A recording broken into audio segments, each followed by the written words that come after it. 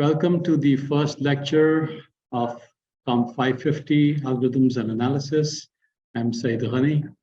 So first of all, doing a few introductions, and I'll get to the TAs and LAs in a few minutes. But let me start with a brief profile about myself, but not too long. So I recently joined as a teaching associate professor last semester. And I taught 210. Some of you might know me from that. So my email is given. My office hours are going to be Mondays and Fridays, 10 to 11. And I'll be joining on MDH. So hopefully all of you are aware of the MDH online site. A little bit about my background. I have a bachelor's and master's and PhD from MIT and Columbia. My fields of interest have been in AI, applications of AI and machine learning. Some of you might, so you to talk to me about any possible research interests. Although being a teaching associate professor, I'm not really focused on research. However, I don't mind speaking to okay, are interested doing some side. I have about 20 years of experience teaching overseas at an institute called the Institute of Business Administration in Pakistan, where I was the associate dean and also professor. And I've had some industry experience before that as well in the US as well. I do have a YouTube channel where I record my lectures. So these lectures will be recorded and they will be uploaded to the YouTube channel so that you guys, but also students outside of this class can also get benefit. Although at the end of the semester, I do take those down generally. So I am also supervising some PhD students at present overseas, and further details of my profile can be found at the link given. So enough about me. Let's talk a little bit about the LAs and the TAs that we have. So we do have a total of 6 students, grads and undergrads will be helping you with this course. And I'd like them to introduce themselves. There's some of them are present over here. So we could go either way. So Noah, why don't you start? So is there any other TA or LA present here or online? If somebody online, just unmute yourself and go ahead. Oh, hi. My name is Dongxi Zhao. I'm a CS PhD student. I'm very happy to be TA this semester, and people can come to my office hour if you have any questions. Okay, thank you. So some of the LAs and TAs that you notice have been a TA for the course or an LA for the course, and those are extremely useful experiences, so please take advantage of them. I'm teaching this course for the first time, so I'll be relying a lot on Noah and Tao and others who have experience in teaching this course as well.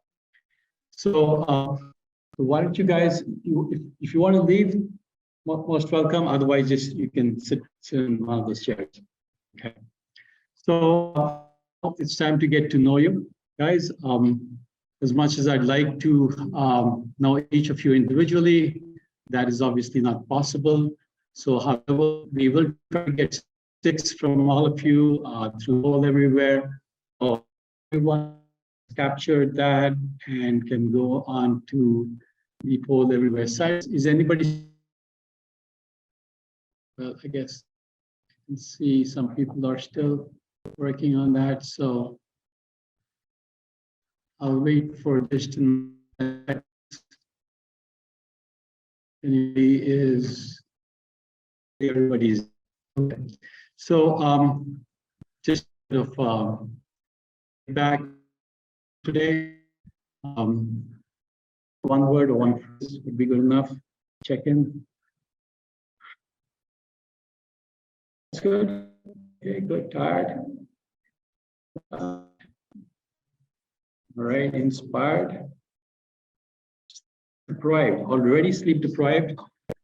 This is the beginning of the semester. That's good. Semester.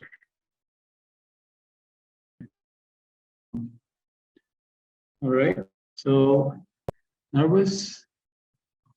So good and tired seem to be the dominant themes over here, but good is more dominant than tired. So that's great. Okay. So let's go on. So to get to know a little bit about yourselves, I suspect I would thought there would be more seniors. However, it seems like the majority of you are juniors. We do have some grad students as well, and some sophomores as well. Thankfully, no freshmen. Okay.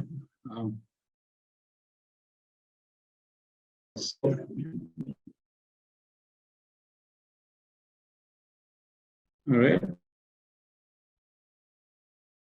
So we have a wide variety of backgrounds. And that's what we need in the course like this. Okay. So neuroscience, humanities, philosophy, economics.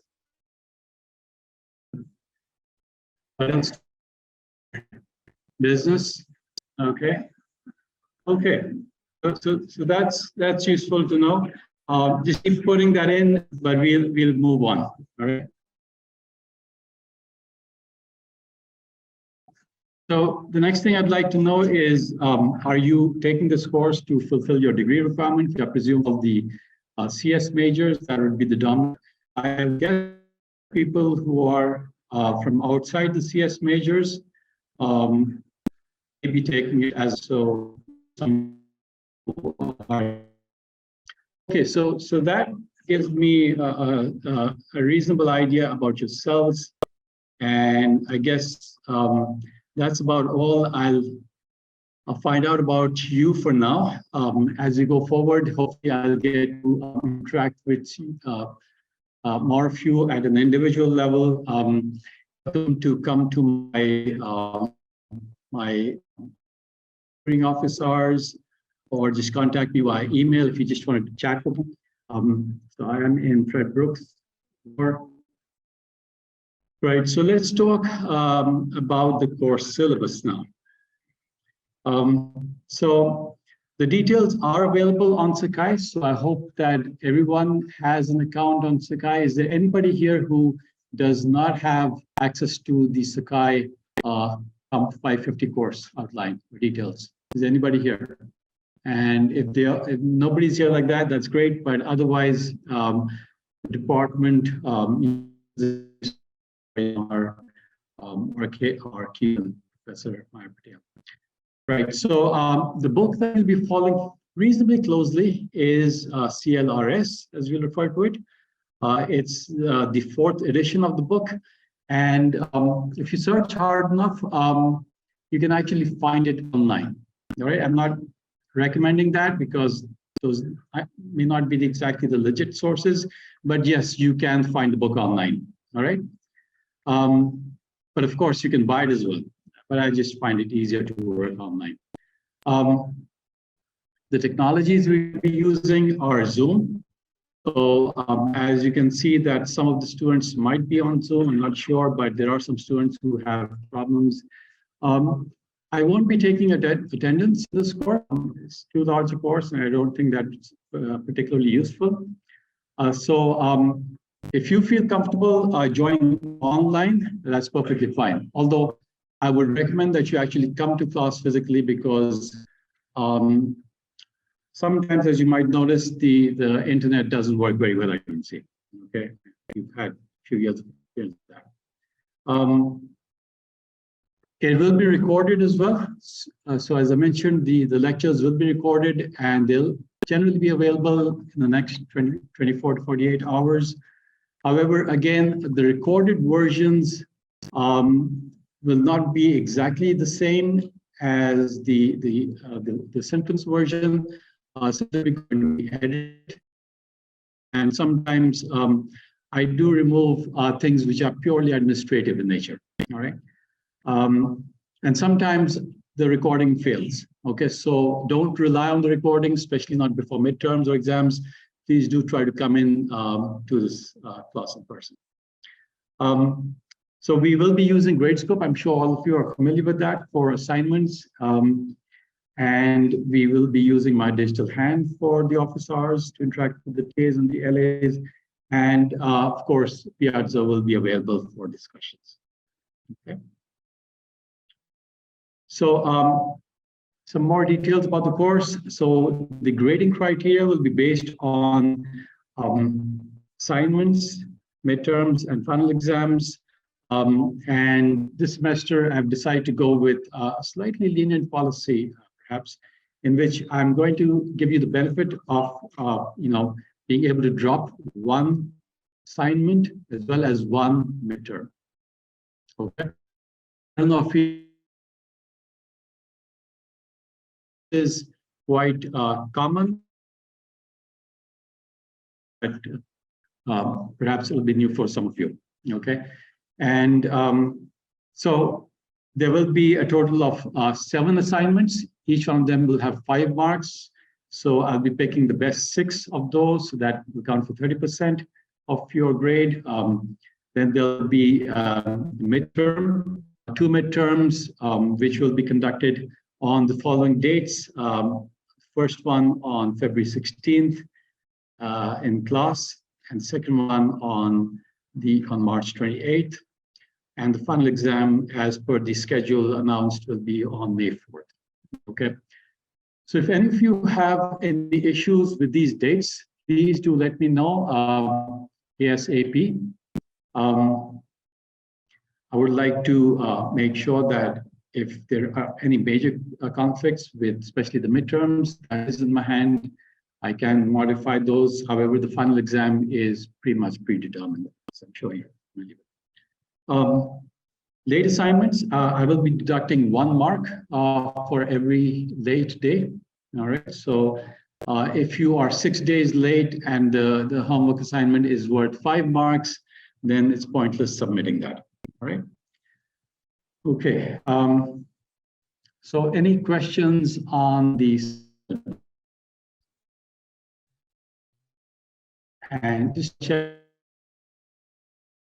if the recordings are going online and people can hear me reasonably well, and the internet is working fine, do a thumbs up, or otherwise let me know. You can give me a chat session as well.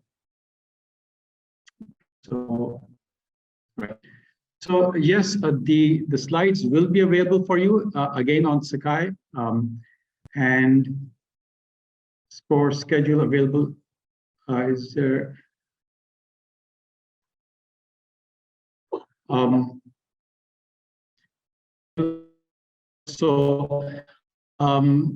I haven't specified a more detailed schedule as yet. However, I might put that in on Sakai as well, which will give you a rough idea of the pace at which I'll be covering the different topics. I do have that, but I don't think I've put it in. But I do have that in the actual in syllabus. So you might want to refer to that. It does sort of have a week-to-week coverage of topics. All right.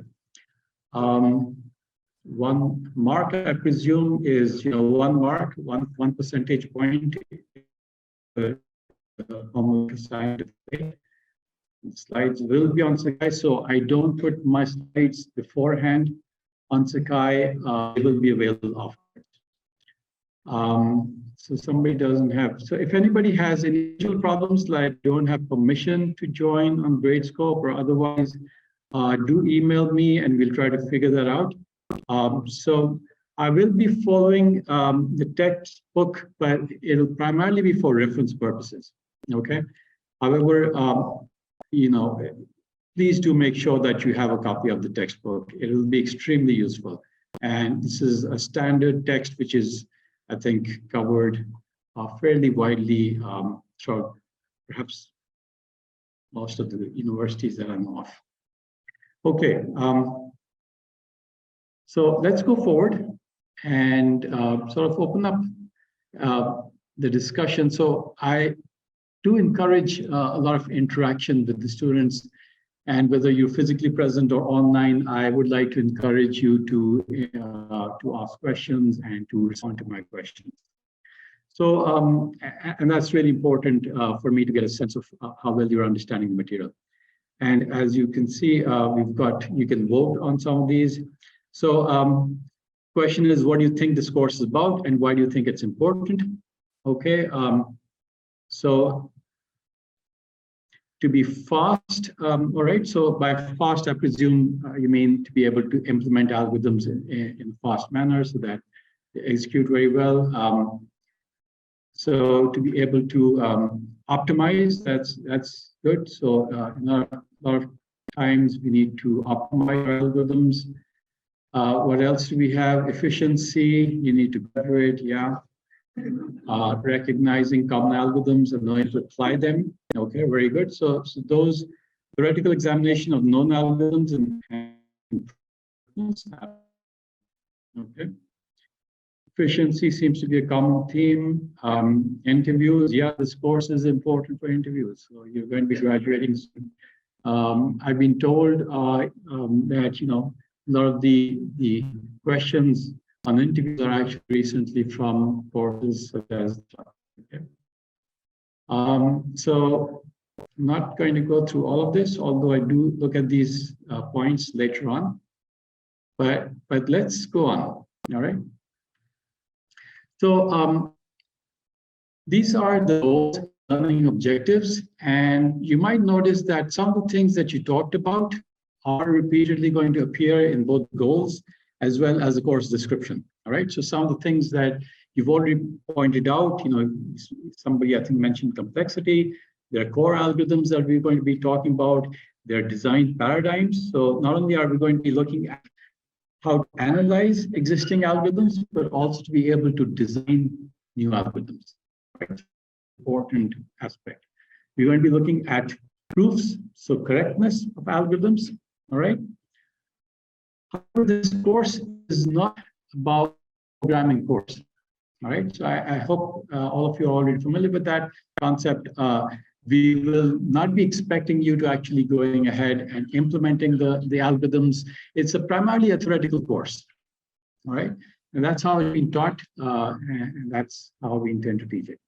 There is no mandatory programming involved. However, at times you may want to dabble and say, well, let's find out how can we take the pseudocode implement in Java or some other favorite programming language, right? And there you'll realize that when you look at pseudocode, there are issues with pseudocode. All right, sometimes it's too simplistic, and you may realize that as soon as you start implementing, the pseudocode fails. All right, so it's sometimes useful to actually implement it, although it's not going to be a required aspect. But I would encourage, when possible, to go ahead and try to implement it. All right. We will be talking about data structures. So if some of you have forgotten your 210, I would recommend that you go ahead and revise that those concepts, because we will be looking at those concepts, but we will be building up on your data structures aspects that we covered in 210. Okay. So that is a little bit about the course description and the course outline. And now let's start talking about the actual course content. So we have a concept of complexity. All right. So hopefully all of you are familiar with that concept. You've seen that in a course like 210. That must be like 2 years ago. Sure if you come across these issues in any of the other courses. All right, so let's try and what you guys understand from the term complexity. Okay, and so the correct answer is not yes, because I'm asking you, what do you understand? Right? It's not do you understand complexity? What do you understand? All right. So big O notation. Upper bound on the number of computer cycles to execute the algorithm. Okay, yeah, that's making sense. let's go according to your votes. So big O seems to be a dominant theme over here, time and space complexity measured in big O. So the amount of time and space an algorithm requires, how long it takes, or how much memory it takes. Okay, space again. And let's keep going down. Number of actions, amount of memory required to run an algorithm in terms of the size of the input. Okay. So yeah, so you've got the right idea of the term complexity. Okay. And this is something that's going to be a core theme in this entire course. And we're going to be really looking at it very, very closely, a lot closer than you might have seen in, for example, in 210. Okay. So that is going to be the dominant theme in this course. Next question is, complexity of an algorithm depends upon. All right. So think it's coded, that's true. But be more specific. So the way you've coded the algorithm, that's fine. But what else? If you could be more specific, the number of calculations, and number of operations. And I'm focusing in on poll everywhere. If any of you would like to raise your hands and just shout out your answer, I'd like to, I'd welcome that. All right. So can somebody try to explain in perhaps in a bit more elaborate manner, what do you think the complexity of an algorithm depends upon? Anybody? Okay. Oh, is that Japanese or Chinese? So anybody would like to volunteer an explanation? If not, that's fine. Okay. So so one of the things that I was hoping for that people would specify is that it depends on the kind of input that you give. Okay, it does depend on the way you've coded the algorithm, and some people are saying number of iterations. Well, the number of iterations depends on what? Okay, so that depends on the kind of input you give it. All right, so if you're giving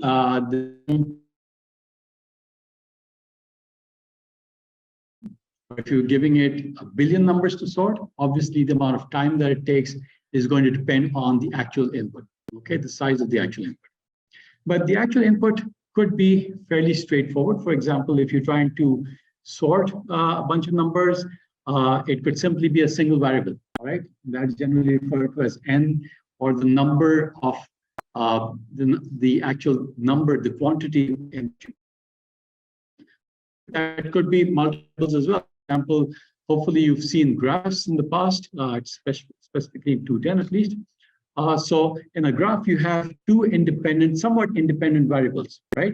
You've got the number of vertices and the number of edges.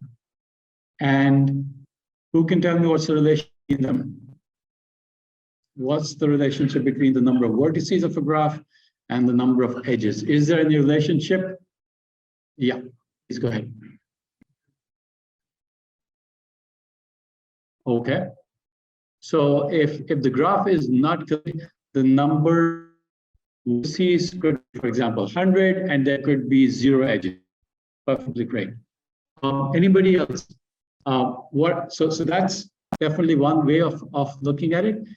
Any other comments on the relationship between? Let's talk about connected graphs.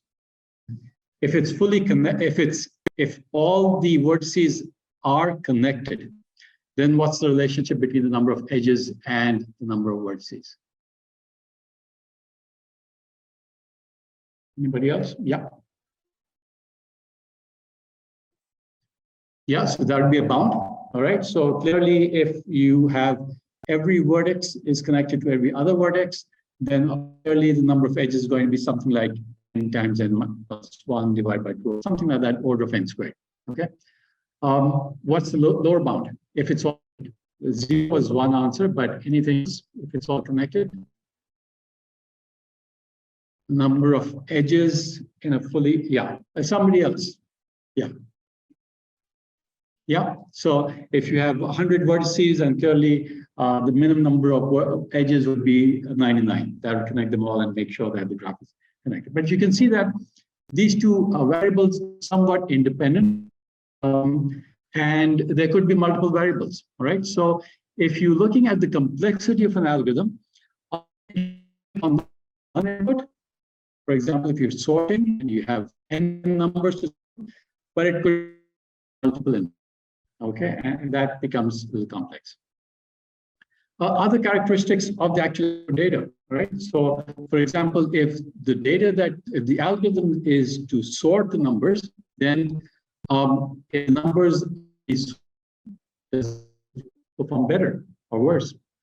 If the numbers are completely random, how does that perform, right? So there are differences based on the characteristics, not just the quantity of the input, actually the characteristics of the input as well.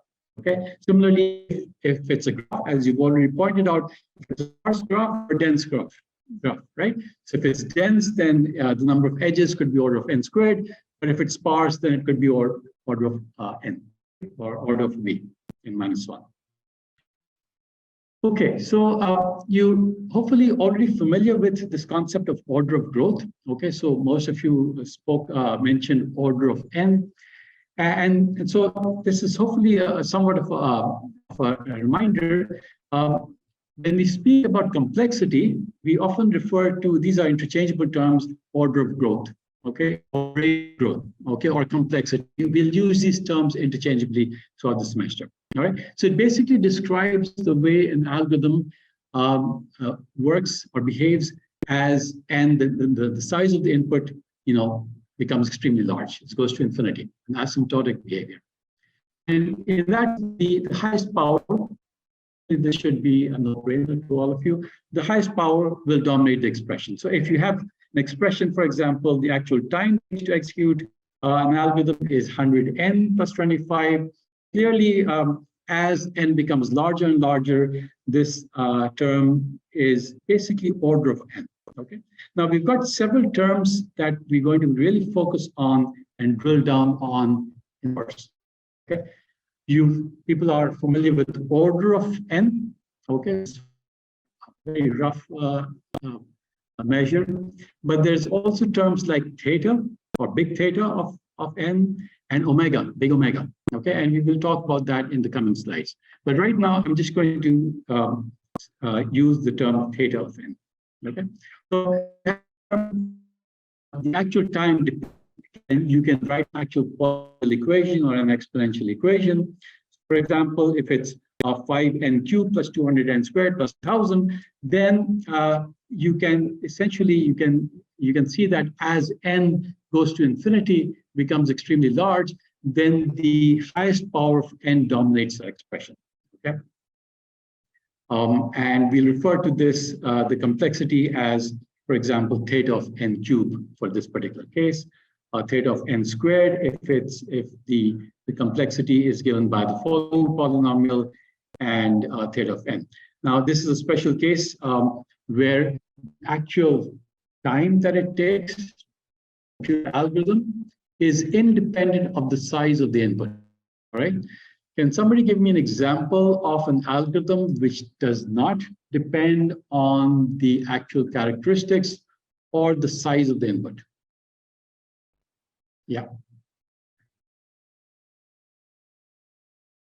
That simply returns a constant regardless of the input. So that's a sort of a trivial example that you're given a bunch of numbers and it simply returns true or false, for example, or it returns first number or returns a random number. Okay, so that clearly is constant time, right? And when you have constant time which doesn't depend on n, we refer to that as theta of n or order of n or omega of n. Okay, and we'll talk about. But why do we choose 1? And why not some other number? It could be theta of 2, for example, or theta of 20. Yeah. Yeah, so it fits the pattern exactly. So n to the power 0 and n to the power 0 is 1. So that's sort of a natural choice. Picking for constant algorithms, pick theta of 1. Okay. So, so that's the notation that we're going to be using. A very quick introduction to that. So now let's start by talking about the simple examples that we really get a better sense of what we're talking about. Look at a very simple algorithm, and this is an example of linear search. Okay, and as you can imagine, linear search, we basically, let's say we have a bunch of numbers which they're given to us in an array. And, given the array, we're given the size of the array, and we're given the key that we want to look for. Okay, and all we want is in response a true or false, which simply says, is that key actually in that particular array or not? Okay, so for example, the array is 5, 20, 15, and n is the number of integers in that array that we want to look at. And notice that in this course, we will be starting with index 1. Sort of counterintuitive, simply because, as computer starting with 0 and going up to n minus 1, which is, I think, true for most programming languages. However, in pseudocode, to make life simple or perhaps more complex, we're going to start with 1 and end at n. Okay, and that's how CLRS does, and we'll just stick to that. So, A of 1 is 5, and so on, right? So, for example, if the key is 15, then the output should be true because 15 does exist, and if the key is 10, the output should be false because it isn't there. So let's take a look at an example of this in pseudocode, right? So now I'm going to be introducing pseudocode, and this is sort of the convention that's going to be used throughout this course, and it'll be good for you to get to be able to write pseudocode.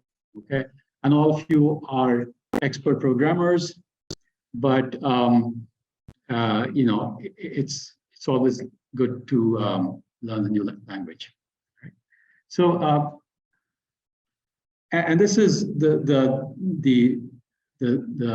syntax or implementation that's going to be used in CLRS. And if on the exams, pseudocode is sort of pseudo, as it says. It's an approximate human readable language, right? So if in the exam I ask you trying to increment a variable, and you say, and you write I++ or I is equal to I plus 1, we're not going to deduct marks. All right, but it's good to have a general idea of how we write pseudocode, and you'll get an idea as you go forward. You'll have lots of examples. So try to so when in homework assignments and midterms and so on, ask you to code, do try to use the somewhat of the syntax that we're going to be presenting to you and is used in CLRS. Okay, so here's a function, linear search. And it's taking the inputs, the array A. You can see that it's different from Java. In Java, people would jump out if you use a capital A for something not a class. We won't be following Java very closely over there, clearly. So A is the array. N is the number of integers in that array that we're going to be looking at. Key is the number that we're looking for, the integer. And the pseudocode goes as follows. We start with initializing a variable. So clearly we not are declaring the variable, right? And that's not required in pseudocode. While I is less than or equal to n and a sub I, or the ith index of I is not equal to key, we're going to double it. We're going to increment I if I is less than or equal to n, and after we're done with the while loop. Okay, so we are going to be using indentation instead of using curly brackets or some other forms of brackets to indicate the loop. Okay, so the loop, if you don't indent properly, that's a mistake in the actual pseudocode. Okay. So once you're done with the while loop, you have the expression if I is less than or equal to n, true, and otherwise false. So here are some examples of how I is behaving. Now, can somebody tell me, does this pseudocode make sense? Is it correct? Are there problems with it? Would you be able to implement a Java code or Python code, or some other language code, C++ or something based on this? And would you have any problems? So is this code making sense? Pseudocode? Yeah. Yes. So as I said, we're going to deviate from the usuals simply because that's how CLRS does it. It's analysis course, and it's easier for us to simply start from. All right. So any language can, of course, start from 1 to n, right? It depends on how you declare the array. Any other comments about this code? Its implementability and so on. Yeah.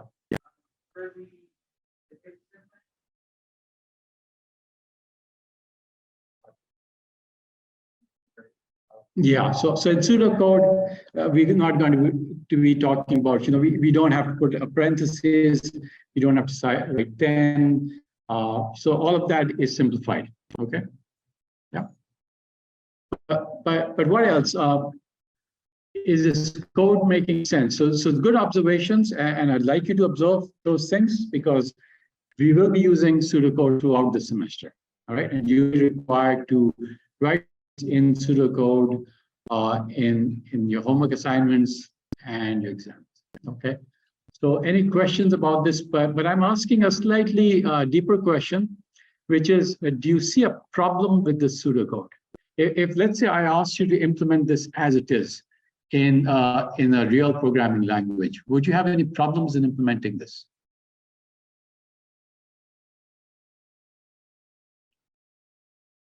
Yes.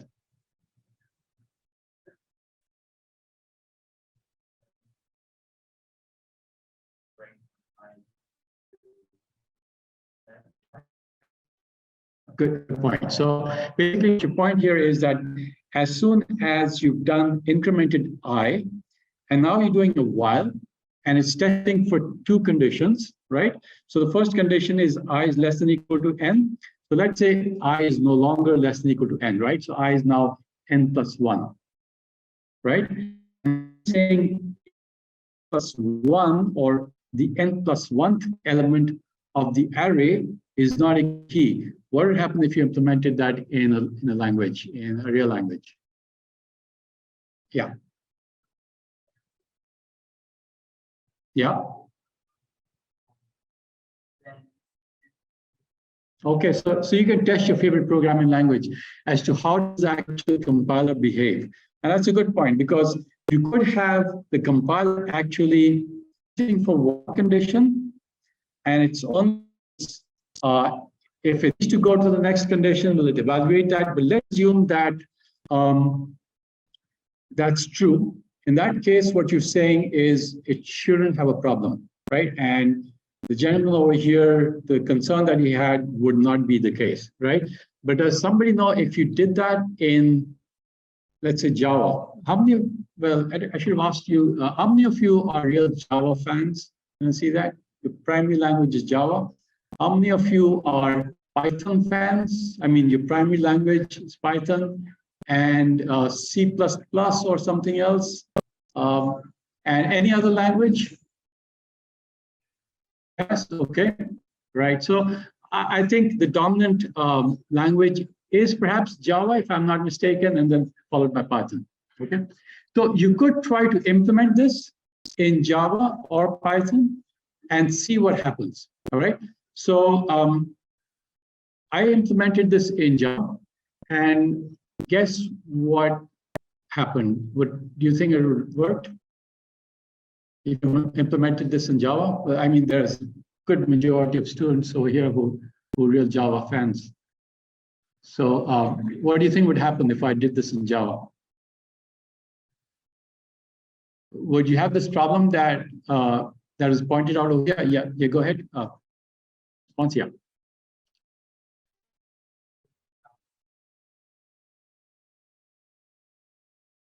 Would it compile? My first question is, would it compile? Anyway, you can practice that. Yeah, response. Yeah, gentleman in the back. Yeah. Yes.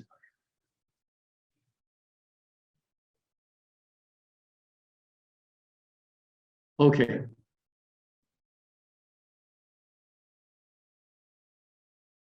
Yeah, okay. So you can see the issues. If you take a pseudocode and directly try to implement it in a high-level language, you may or may not have problems. That's the bottom line. But in this course, we're going to be neglecting a lot of those details. Right? And you might say, well, this code is wrong, but it's not really wrong. It's fine. All right. You can implement this. However, there'll be error conditions that you'll have to work with. But those are the things that we're going to be neglecting in this algorithms course, simply because we're trying to focus on the main concept in the algorithm, and we're not trying to worry about whether there's a syntax error, or whether there's an out of bound error, or is there a stack overflow error, things like that. Okay, sometimes those may be important, but in the majority of the cases, we're going to be neglecting those kinds of errors. Okay. Let's go forward. One step forward, one step backwards. What is happening over here? So, yeah. Next time I'm going to see if I can figure out this internet, because it wasn't so bad in the previous lecture hall that I took my course in, that was in genome sciences. But have people taken courses in this particular lecture hall in the past? And has anybody had bad experiences with the internet over here? Okay, great. So what about 5G? If I'm working with, because I've got a separate, even that works, doesn't work. What about using a mobile phone? So just switch to mobile phone and see if that is any better. Because if that's going to be a problem for the whole semester, I would have serious problems with this. Because the other reason is that I do want to record the material, and the recording comes out really pathetic. So let's try to switch to my Android. I'm going to be billing UNC for that. Probably not. So it seems to be a little better. However, it's still not working. So let me see if I...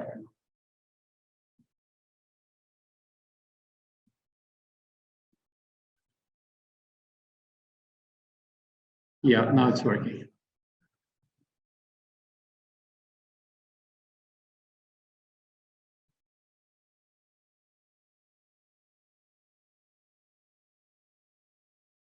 Okay, so what is the time complexity of the linear search algorithm?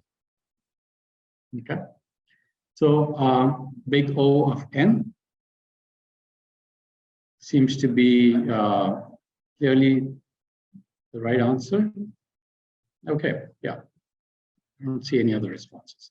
So big O of n seems to be the right answer, but what about the following? And I'm surprised that none of you considered that, all right? So if you look at the complexity in terms of the best case, the average case, the worst case, is it all going to be order of n? No, why not? Which one is going to be different? Yeah, please go ahead.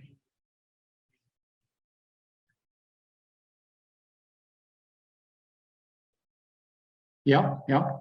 So would people agree to that? Any other thoughts on that? So when you say, so would anybody, yeah. So that's what I'm looking for is, so when you say the complexity is simply order of n, well, perhaps it's not the right answer because the question itself was not right, okay? So when I said, what is the time complexity of linear search algorithm? You've got to ask me, what are you talking about? Are you talking about the best case, the average case, or the worst case? All right, because each one of them will actually have a different order of complexity. Okay, so now people are giving me the kind of, so you could give me a more general answer and say, well, the best case is this, the worst case is this, and the average case is this. Okay, so that would be fine as well. But if I'm just looking for a single answer, then the question itself is not complete. Okay, wrong question. Right. So so basically, for each one of these cases, you actually have a different complexity. Okay. So when you say worst case complexity, you're saying what is the worst possible complexity for any possible input. Okay. So any possible input, that's important. Best case is what is the best, the minimum number of steps, for example, for any possible input. All right. And average is a little tricky. Okay. Because when you're saying average, you know, now you're making an assumption of what kinds of input are you going to be getting. All right. Are the numbers going to be primarily completely random? And is the probability of having a uniform distribution, is that is it a uniformly distributed random number, right? Or random numbers? Are they following a certain distribution? How many of you've all taken probability courses by now, right? So all of you have taken probability courses. Can just make sure. Yeah, so most of you, anybody who's not taken any probability course? A few of those. Okay, so you might have a little bit of difficulty in the course. I would suggest that you brush up some probability. It's going to come in handy as you go forward. But so when you talk about average, and there's not going to be a dominant theme right away, so you do have some time. But when you talk about averages, you do need to have some idea about the distribution of the input. Okay. And so I'm going to postpone the average discussion for most of the time. And if I do talk about it, I'm going to be assuming that it's sort of a uniformly distributed average. Okay, so the inputs are uniformly distributed. Okay, but there are other techniques such as amortization and so on, which we'll talk about. But for right now, I'm going to be focusing on the worst case primarily, and also the best case. But I do have something over here which says, the worst case is most useful and tractable, all right? However, the best case is not a useful measure, all right? So let's see, why do you think the best case complexity is not useful? Because the best case is rare.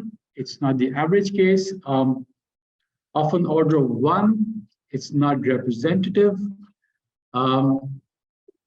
So because the universe hates you and you never give you the, yeah, that's true. You've clearly been reading, some of those books, the universe. So I'm not looking for one response. So most of you have got the correct response. It's rare. It's not representative. There's one response that I'm looking for. Gives false hope. It's perfect. Okay.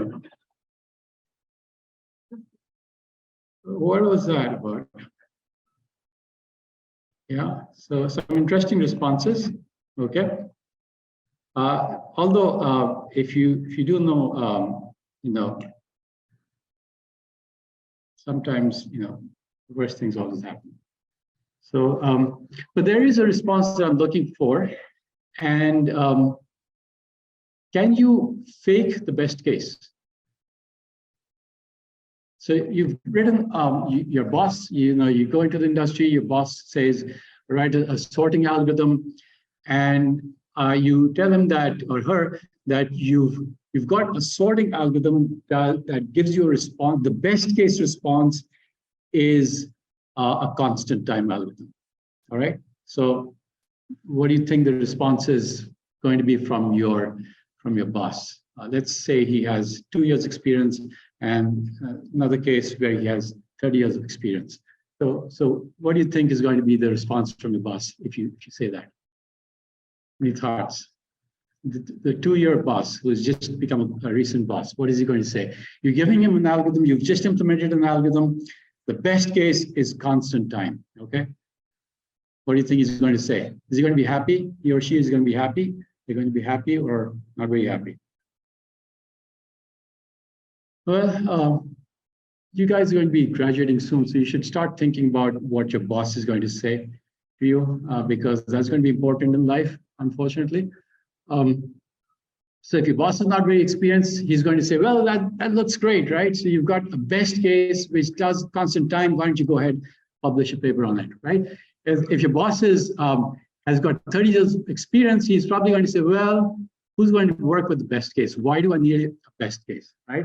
I need the worst case scenario, okay? Because the best case, as people have pointed out, is not very useful, okay? Because when you want to plan something out, you're always looking for the worst case. If you want to, for example, figure out how much time is this algorithm going to take, well, you want to say what happens in the worst case, are you going to give me a response? So if I say, well, I want your assignments due in a week, and is that the best case or the worst case? That's the worst case, right? I want it within a week, right? The best case could be a day. I don't really care about that. Okay, similarly, the best case is generally not very useful if you want to figure out how to, allocate resources. So if you want to allocate either time resources or hardware resources, you want to figure out what the worst case is. But the average is also extremely important, okay? But the best case clearly is not very useful. And there's a way that you can actually always generate something which will return you maybe a constant time. So think about your 2-year boss. You could impress that gentleman, that lady very well if you simply know how to trick that particular situation. So what do you think is a trick to get a best case response? Somebody in the back, yeah. Yeah, you, the gentleman in the blue sweatshirt. Yeah. Did you have, yeah. So give me an example how would you rig it? Yeah. So you give it what you do is you look for whether the algorithm is already sorted, right? And if it's already sorted, you simply give it a positive response as here's the response, right? So that's great. I mean, essentially, that would be in order of n, by the way, because just to be able to figure out whether all the numbers are sorted would still take an order of n time, right? So, but you get the idea that you could actually rig, you could actually create a fake algorithm which gives you a best case for some specific inputs. So if you say, well, if the numbers are the ages of your siblings, then it's going to give you a response immediately. All right, well, that's a fake algorithm. Okay, so it's not very useful. So best case is something that we will talk about, but you can see that it doesn't have too much utility. Okay. So now let's take a look at this particular algorithm that we saw, and how does one determine its time complexity. So let's just focus on time complexity for right now.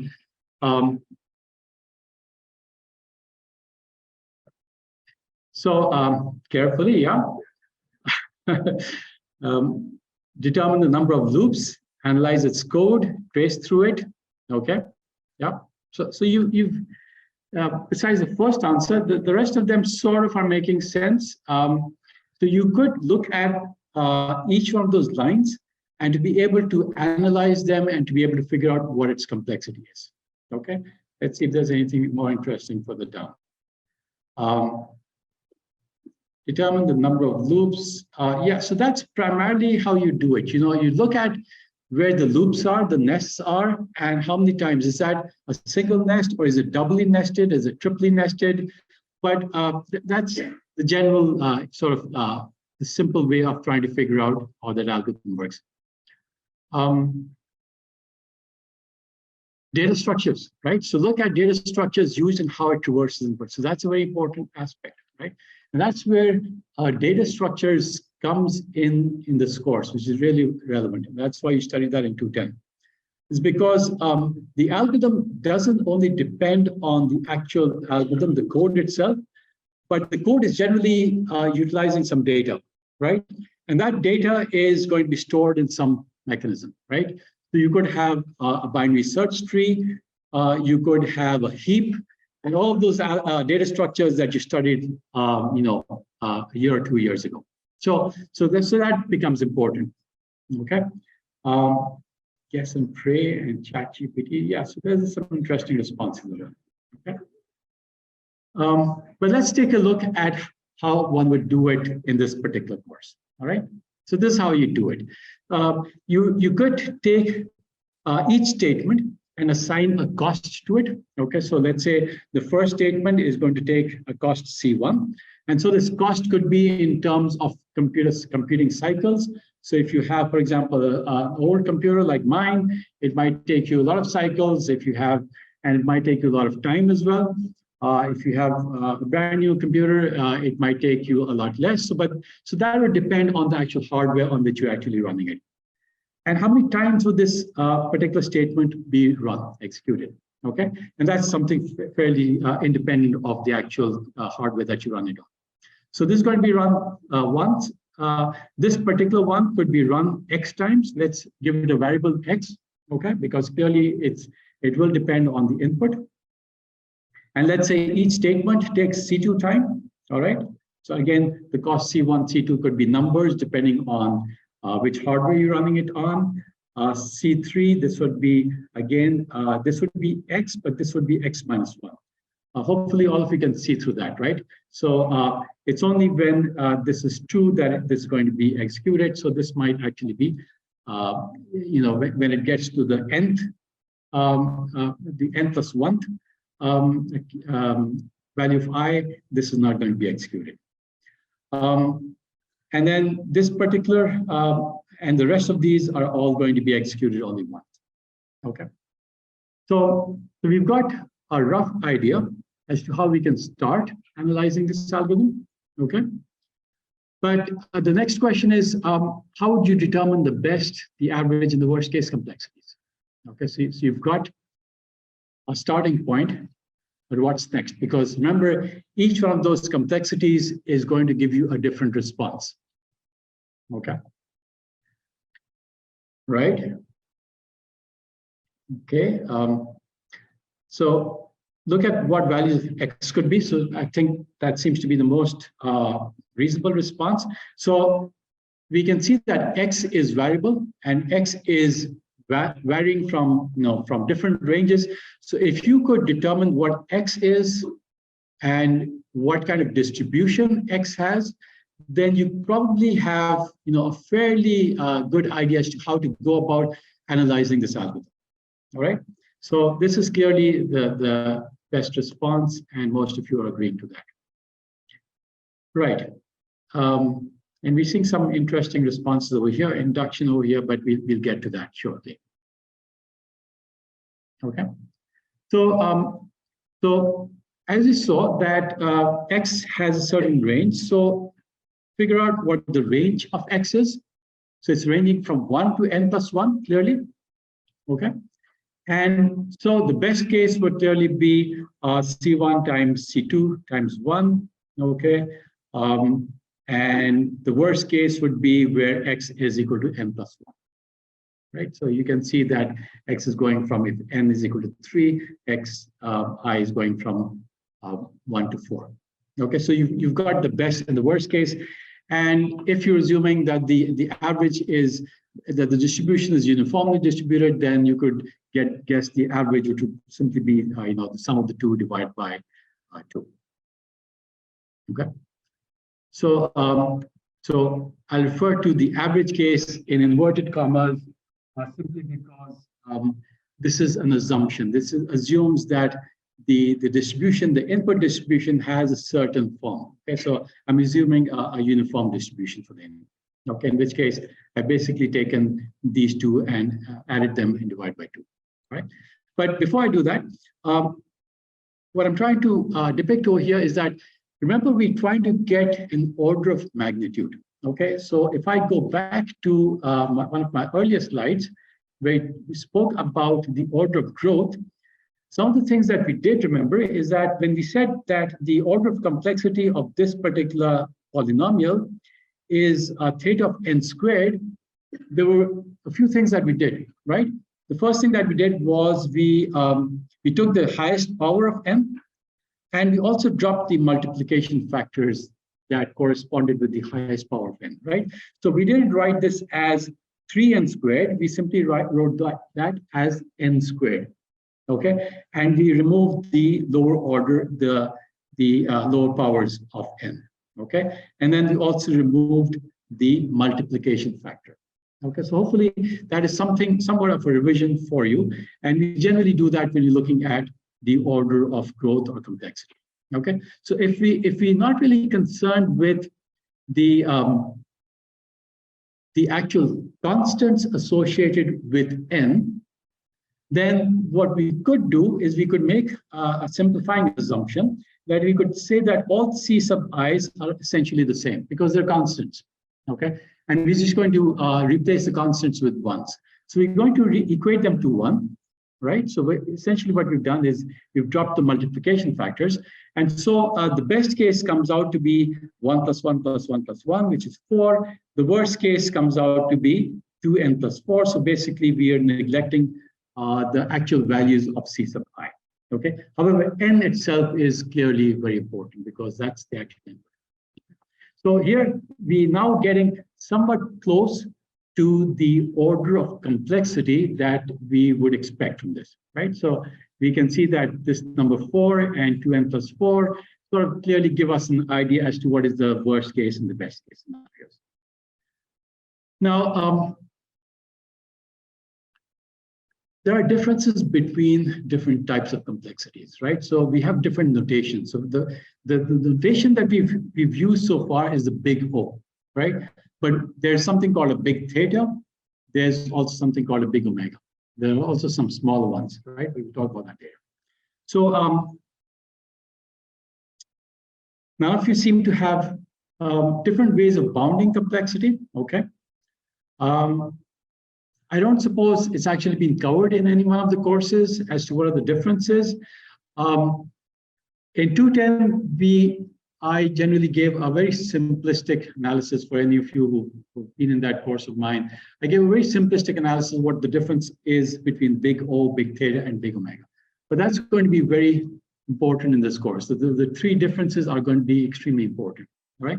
But yes, so essentially, this is the response over here. The first response, the popular response seems to be correct. There's different ways of bounding the complexity. All right, so there will be important differences between these three notations. And okay, so here's a response that I was looking for. Big O is the worst case, big theta is the best case, and big omega is the average case. Okay, that seems to be gaining in popularity as people vote on that, right? So I'll just wait for a few more seconds to see how popular that response becomes. Big O is an upper bound, big theta is a tight bound, okay. Yeah, that doesn't seem to be getting a lot of traction over here, unfortunately. So that's not the right answer, unfortunately. Yes, Jane, is that? Okay, yeah. So big O is worst case, big theta is best case. Yeah, so whoever responded to that did confuse big theta with big omega. Actually, big omega is often loosely referred to as the best case, and big theta is referred to as the average case. Okay. However, I'm going to challenge that assumption fairly soon because I might have taught you that in 210. That is fine for 210, but that's not what it's going to be over here. Okay. Going on to bigger and better things. All right, so yeah.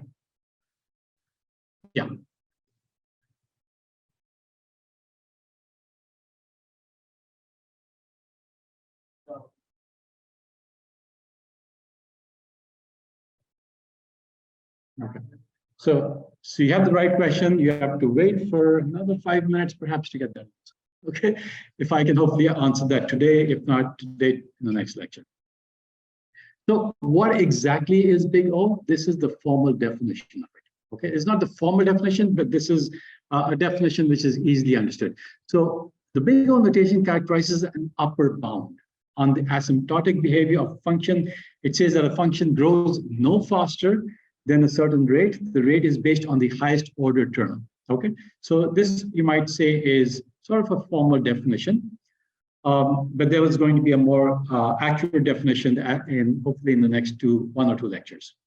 So for example, if you have f of n is this polynomial, all right, then this is the big O notation for this is n cubed. Popular during my lecture. So the big O notation this is completely accurate.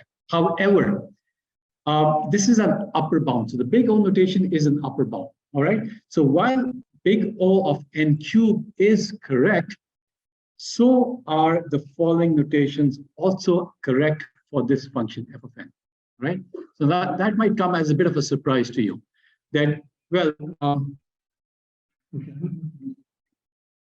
I'm getting all kinds of spam calls. Nobody knows that I'm teaching this.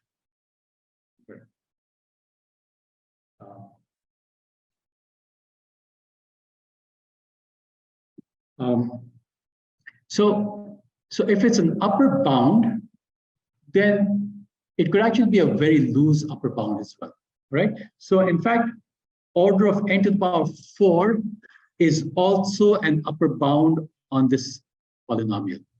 Even order of n to the power 5 is an upper bound, but it's clearly a very loose upper bound, all right? And generally, you would prefer to say that this is an order of n cubed rather than order of n to the power 4. Somebody even might say, you know, if you give this as the answer, somebody might actually say that's actually wrong, but it's actually not wrong, because this is the order of O notation is actually giving you an upper bound. It's not saying it's a tight upper bound or a loose upper bound. It's just an upper bound, all right? So you could say it's an order of a big O of n to the power 100. It would still be correct. Okay. The big omega notation is, on the contrary, a lower bound. Okay. So this is a lower bound on the asymptotic behavior. So in other words, if you have the following polynomial, then the big omega notation you would be correct to say that this is big omega of n cubed. All right, because that is clearly a lower bound. However, if you said that this is an omega of n squared, or omega of even n to the power 0, in other words, omega of 1, you would not be incorrect. All right, although some of your professors might vehemently disagree with you, and they say, well, this is not an omega of 1, or it's not an order of n to the power 100, but you would actually be correct in this course if you say that, simply because these notations are upper and lower bounds, and they could be extremely loose. Okay, yeah.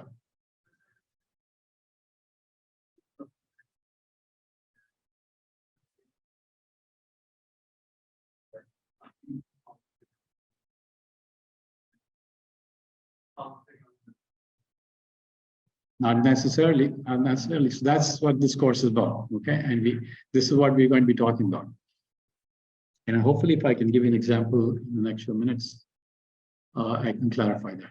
Now, big theta is when big omega and big O are the same. Okay, so I hope perhaps that answers your question, but not exactly, right? We'll get to your question.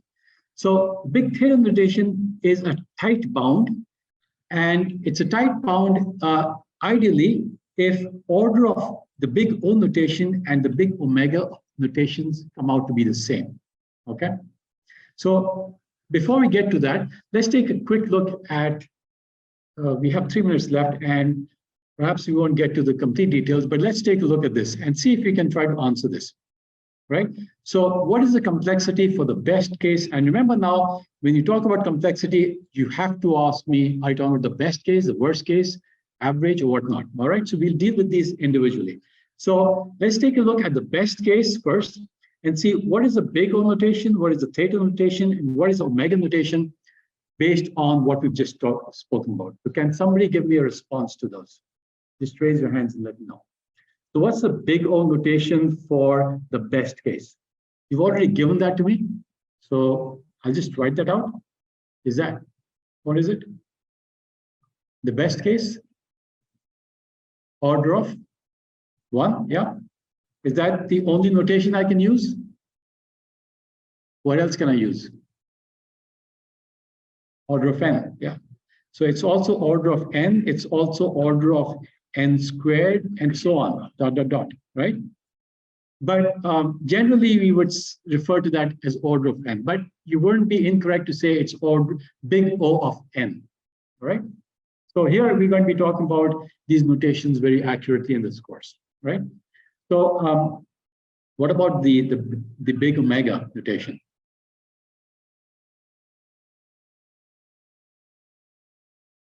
Okay, big omega. So what's the lower bound on this? On this algorithm for the best case? What's the lower bound on this? Yeah. So not big O, we're talking about big omega, all right? Big omega of 1, yeah, so that's right. So it would be big omega of 1, all right? There's nothing lower than that, so that would be the only answer, all right? So